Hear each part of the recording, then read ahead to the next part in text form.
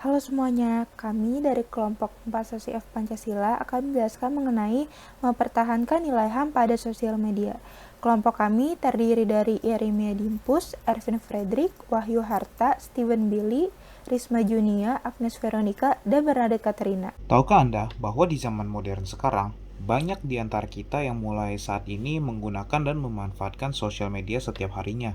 Hal ini bisa terjadi dikarenakan dengan adanya perkembangan teknologi yang semakin meningkat dan semakin canggih, sosial media dapat digunakan di berbagai macam gawai yang kita miliki, dapat diakses kapan saja, dan di mana saja, dan oleh siapa saja dari segi status, gender, dan usia penggunanya. Tentu, sosial media memiliki beberapa dampak positif di dalamnya, karena atas berkat perkembangan konten yang dapat kita nikmati, seperti konten edukatif, bermanfaat, menarik, menghibur, dan masih banyak lagi. Namun, sosial media juga dapat menimbulkan dampak negatif yang disebabkan oleh penggunanya sendiri. Bahkan, dampaknya pun sangat berpengaruh terhadap pelanggaran hak asasi manusia. Contoh umumnya adalah seperti menyebarkan komentar negatif atau hate speech yang memberikan unsur membenci dan menjatuhkan pihak lain tanpa ada konteks yang jelas.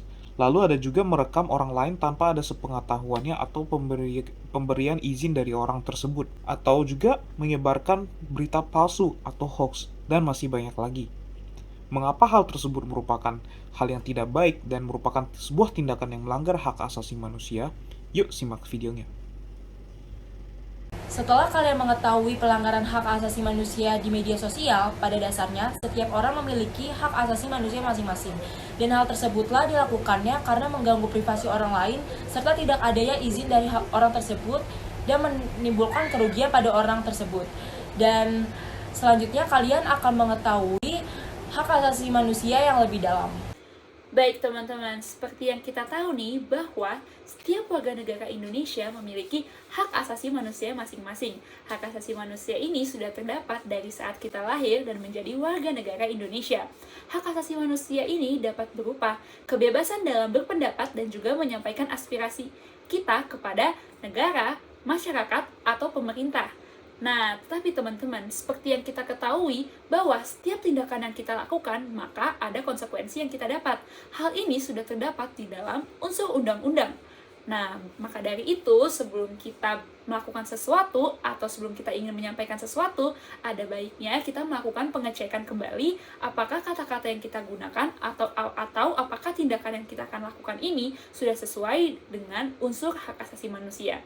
Sama halnya dengan bersosial media, setiap manusia atau setiap warga negara Indonesia memiliki kebebasan dalam melakukan atau mempublikasikan sesuatu dalam sosial media. Akan tetapi teman-teman, kita juga memiliki konsekuensi yang kita pegang.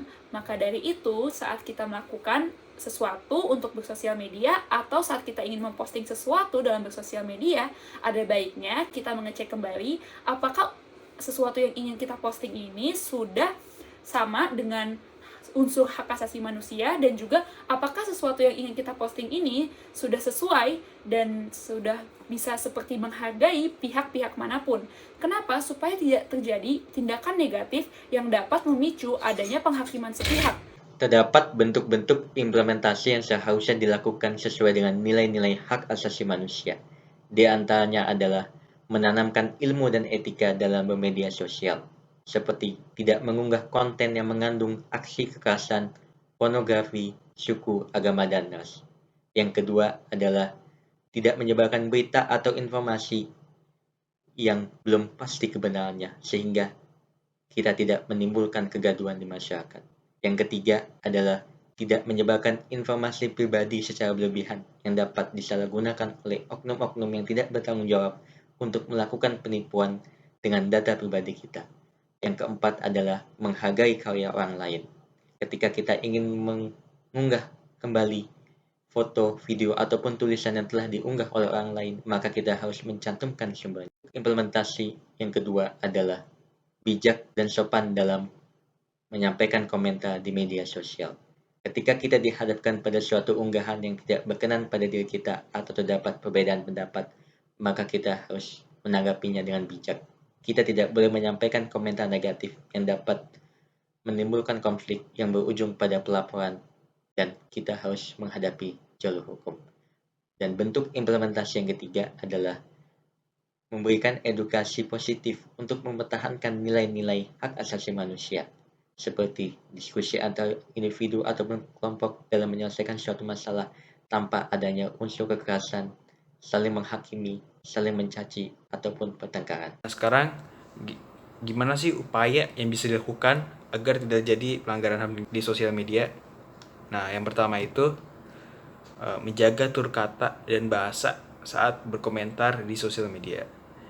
Pentingnya menjaga tutur kata dan bahasa adalah karena untuk menunjukkan bahwa kita mempunyai tata krama yang baik, sikap atau perilaku kita kepada orang lain, dan dapat menggambarkan kepribadian kita. Lalu yang kedua itu, segera melaporkan jika melihat orang diam-diam merekam dan foto orang lain.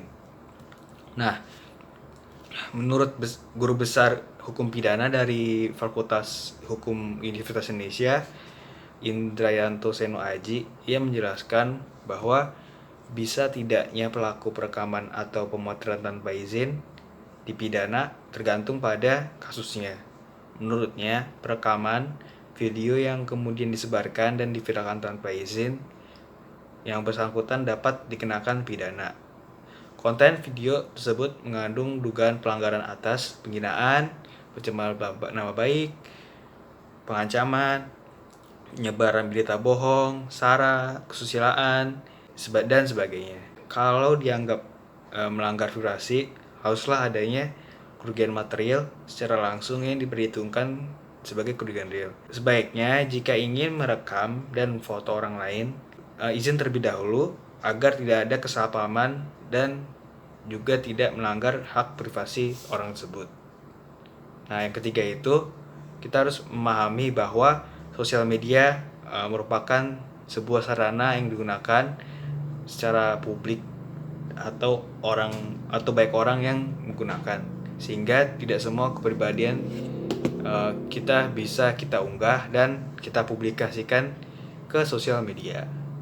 Lalu yang terakhir, memberikan arahan bahwa penyimpangan HAM yang terjadi akan memberikan konsekuensi yang besar bagi pelaku. Hal tersebut harus dilakukan untuk kedepannya tidak ada lagi pelanggaran HAM di sosial media dan secara tidak langsung mendidik masyarakat tentang etika bersosial media dan dampak sosial media tersebut.